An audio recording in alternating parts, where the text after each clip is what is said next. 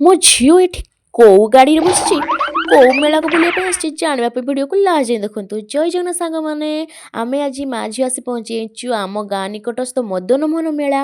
ଏଠି ଠାକୁରଙ୍କର କେତେ ସୁନ୍ଦର ମେଢ଼ ଅଛି ଦେଖନ୍ତୁ। ଏଣ୍ଟ୍ରି କଲାବେଳକୁ ଏଇଟା ଫାଷ୍ଟ ଠାକୁରଙ୍କର ମେଢ଼। ଲୋକମାନେ ଯିବା ବେଳକୁ ଦର୍ଶନ କରିକି ଯିବେ। ଆମେ ବି ମଧ୍ୟ ଦର୍ଶନ କଲୁ।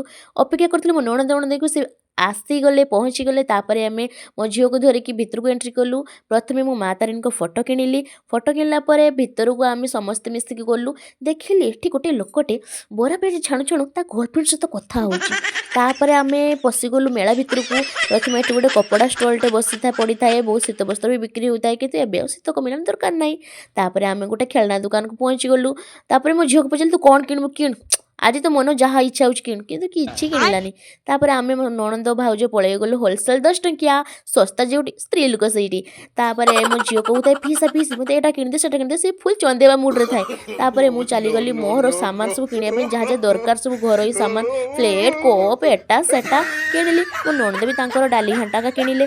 କିଛି ଷ୍ଟେସନାରୀ ସାମାନ ବି ଆମେ କିଣିଲୁ। ତାପରେ ଆମେ ଏଣ୍ଟ୍ରି କଲୁ ଖାଇବା ଷ୍ଟଲ୍ ପାଖକୁ। ନ ଖାଇଲେ କ'ଣ ଚଳିବ, ଚଳିବନି ନା, ପେଟ ପୂଜା ଆଗେ ନା। ତାପରେ ଭେରାଇଟି ପ୍ରକାର snacks item, fast food, chaat, gupchup, Manchurian ସବୁ ପ୍ରକାର ଷ୍ଟଲ୍ ଲାଗିଥାଏ। କିନ୍ତୁ ମୋ ଝିଆରୀକୁ ତାର ମନ ହଉନଥାଏ କୋଉଟା ଖାଇବା ପାଇଁ।